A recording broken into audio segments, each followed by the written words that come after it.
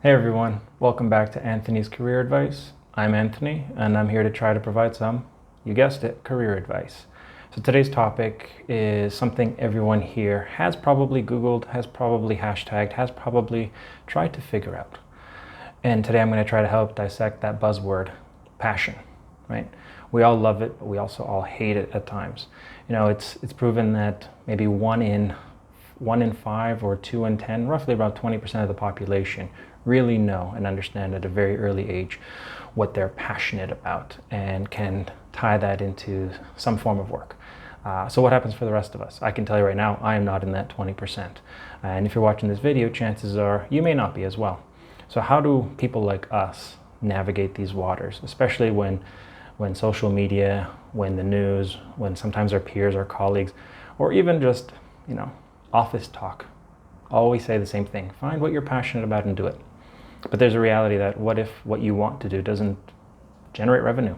Or if it would, it means becoming an entrepreneur, right? Then what? What if you don't have that mindset? What if you're risk adverse? Does that mean you can't be happy or satisfied? Well, no. So what I'm going to talk to you about is a practical way. Now, there's many different ways of defining passion, and this by no means is the definitive one or the best one. It's the one that I found solace in. It's the one that I work with most with my clients who struggle with this because they like the practical component of trying to solve this problem. And what I want to do is share with you a little bit about how to do this. Okay, so when we think about passion, we sometimes think of it as too abstract because it is a feeling. It's a feeling you get when something happens, right? So how do we define this further?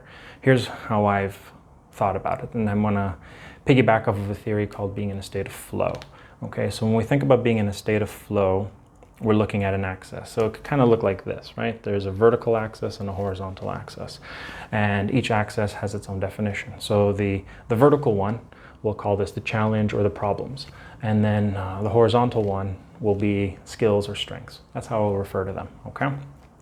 Now, when we think about challenges and problems, that's in the context of work, right? The challenge is associated with a problem or something that needs a solution, okay? Not trying to discover what your passion is. That's not the problem.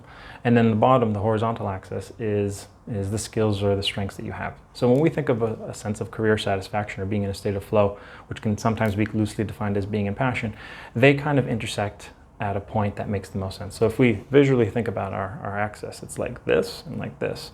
Being in a state of flow is that little dot right here. So a line that cuts right through it. Okay, that's what I want you guys to think about. That's what being in a state of flow is. That means that there's a healthy balance between the challenges that you're facing and the skills you're using to solve those challenges. That means you are equipped and enjoy the work at hand. That's where most people find satisfaction, the most career satisfaction, right? When there's an imbalance, it's usually one of two things. If we're really being simplistic here, it's on the challenge side, it's a lot higher than the skill side, which is a lot lower. That typically means that's where people who are more anxious or worried, feel like an imposter, tend to be more fearful. We've all gone through that. If we've ever worked a day in our lives, our first day is typically our worst day, usually speaking.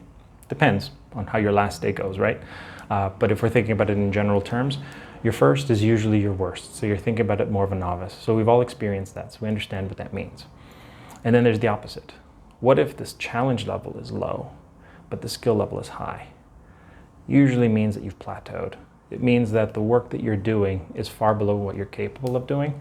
And the challenge there becomes, well, what do I do next? That's where people start to have those existential crises or start asking those questions. Am I living up to my purpose? What's out there for me? Why am I not satisfied? It's because they've got time to ruminate. It's because they got time to think, right? So to find that balance, when we think about passion, is we got to look at it not just, is there one job that's out there for me or one industry? The short answer is we have the burden of abundance, so no. And it's not about trying to fit into one little box. It's about looking, or possibly looking at, well, how do I find a sense of satisfaction? And knowing that if I'm leaning on my skills or the strengths or things that I would like to develop, and then seeking out the challenges or the problems that require those skills to help solve it. And that could align with something in your professional life, or it may take you outside of your professional life, or be a healthy combination of the two. And there is no wrong answer here.